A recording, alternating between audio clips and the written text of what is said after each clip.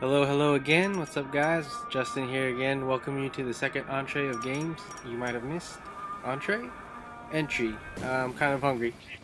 Today for you we have Spec Ops The Line, released in June 2012 for 360, PS3, and PC, third-person shooter, which may be the reason why it was overlooked, as for some reason many people don't enjoy that type of genre. It was also during the times of Uncharted and Gears of War, and many people may have thought of this to be just another shooter, but I assure you and those who have actually played the game will tell you otherwise. Spec Ops The Line features none other than Nolan North voicing Captain Martin Walker and his squad mates, Adams and Lugo, into a post-disaster stricken Dubai in what is supposed to be a search and rescue mission, but things go out of hand very quickly.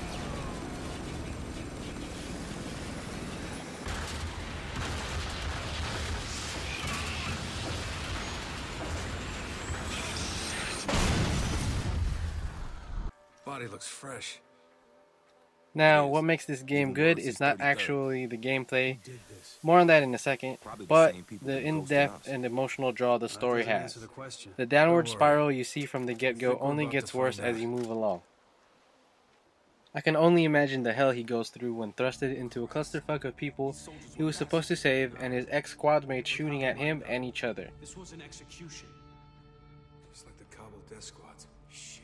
Yeah. Shit. Unlike most games where you have a chance to think about your choices, you are given nothing short of a few seconds to make emotional, moral decisions. Yeah. I'll bet. Why don't you wait here? I'll go get him. With each choice you make, Walker's mental stability begins to deteriorate, and his squad mates begin to question him.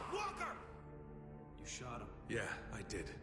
So now the squad of Lugo, Adams, and Walker are forced to figure out what's going on, or if it's going on at all.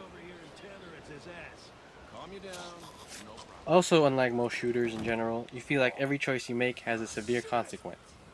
The beauty of this game is towards the end and finding out what is really happening, and you're left with multiple choices that lead to multiple endings.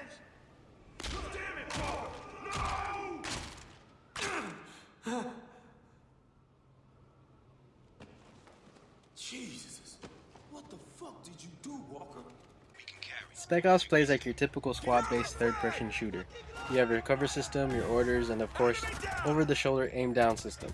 The movement is nothing close to the Gears of War series or even something like SOCOM. Sometimes things respond kind of slow, and movement feels kind of stiff.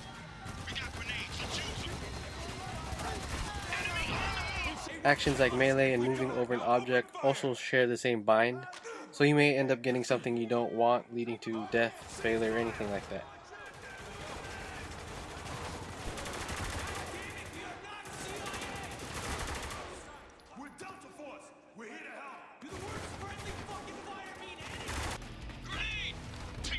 The squad-based actions are also heavily limited.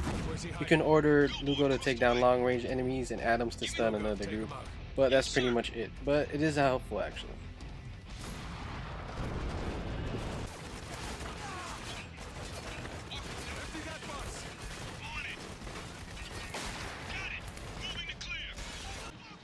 Even though the gameplay was limited and nothing was groundbreaking, it does a good enough job without feeling too frustrated to help you advance further into the game.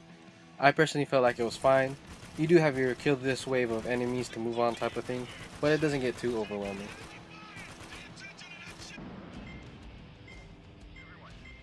I've never really jumped into multiplayer, and I don't even know if there would be a scene in it today, but if you want to jump into a heavily involved and well-written story, then this game should be a cheap pickup or rental. Buried among the other pile of shooters, I can see why Spec Ops The Line was overlooked. Nobody really talked about it, nobody really said anything about the combat, which was never praised, and you know the average gamer is more about that than actual story these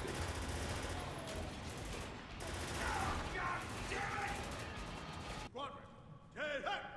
Once again, the game isn't groundbreaking, but rather an interesting take on the often bloody and straightforward shooter genre, and how you perceive this game on what the game shows you, and what is so captivating about it. We surrender, sir. Dubai is yours. Where? I read around the internet that this game closely resembles movies like The Rock and Apocalypse Now, and I can see why. So if you're into those movies, This game will certainly be a reminder to that.